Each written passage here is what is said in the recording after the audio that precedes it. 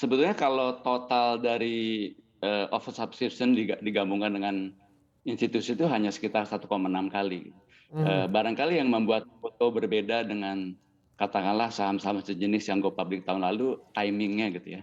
Eee, mhm, waktu waktu perusahaan-perusahaan lain go public itu valuasi dari saham-saham e-commerce itu memang sedang tinggi-tingginya, kemudian, bunga juga rendah, belum ada, narasi kenaikan Fed, belum ada perang. Jadi pada saat Goto hari ini atau kemarin IPO itu, eee, minat investor lebih realistis gitu ya. mhm, Tidak ada lagi yang banyak yang FOMO gitu, yang fear of missing out, terus kemudian, valuasinya juga mungkin meskipun masih premium dibandingkan perusahaan sejenis, tapi, Goto itu merupakan salah satu top, tier dari perusahaan e-commerce, bahkan bisa dikatakan kalau tidak nomor satu ya nomor 2, tapi mungkin saat ini nomor satu. Dia memiliki mhm. ekosistem yang relatif lebih lengkap dibandingkan yang lainnya dan menjadi top of mind dari para pengguna e-commerce. Dengan bobot sekitar, mungkin 4-5% ya, ada di top 5 dari bobot di saham, itu relatif besar dan menambah, tadi sebutkan market cap dari 9.000 menjadi 9.400 triliun, jadi hampir sekitar 450 triliun kapitalisasi pasarnya.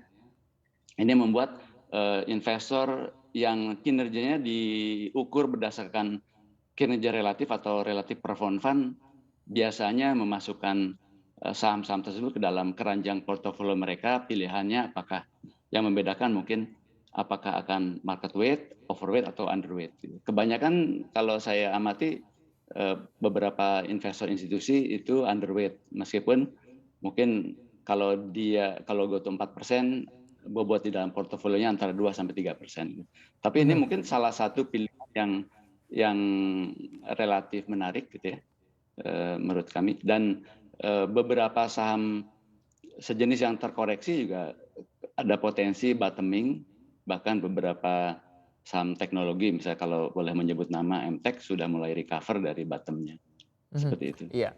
Kalau Tapi kita memang lihat beberapa pilihannya saham kalau beberapa saham tech itu kemarin juga agak cukup terdampak ya, kemarin sempat menguat tipis sebenarnya kalau kita lihat Bukalapak, tapi kembali lagi berbalik arah menjadi koreksi. Tapi dengan IPO-nya Gojek Tokopedia ini Anda melihat prospeknya cukup lebih baik ke depan atau justru mungkin kalau kita compare dengan, salah satu pesaingnya begitu ya, Bukalapak gitu yang tahun lalu melakukan IPO, market cap-nya terus tergerus sampai dengan saat ini? Saya rasa kalau untuk turun ya dengan valuasi saat ini gitu, dan timing yang, eee, euforia waktu IPO Gotoh dengan euforia misalnya Bukalapak tahun lalu kan berbeda. Mhm, Pasar lebih realistis dan belajar belajar dari katakanlah kesalahan, kita tahun lalu, itu dalam membeli pun mungkin jumlahnya jumlah yang, risikonya bisa kita tolerir. Dan, ekosistemnya relatif lebih lengkap gitu ya. Kemudian kalau kita belajar juga waktu IPO Facebook, Google beberapa tahun yang lalu juga di awal-awal memang, tidak terlalu baik kinerjanya. Kemudian juga, Indonesia kan sebenarnya secara teknologi, tertinggal ya, 10 tahun dari katakanlah pasar-pasar yang sudah develop. Jadi, saya rasa prospeknya masih ada, masih banyak, sektor-sektor yang belum, terlayani oleh perusahaan-perusahaan seperti ini. Dan mhm. selain e-commerce dan, katakanlah ride hailing, eee, juga kalau tidak salah Gotoh juga, nantinya salah satu pilar dari usahanya adalah di bidang, finansial ya. Jadi itu pun Mhm. mungkin, yang masih tetap prospektif untuk Indonesia.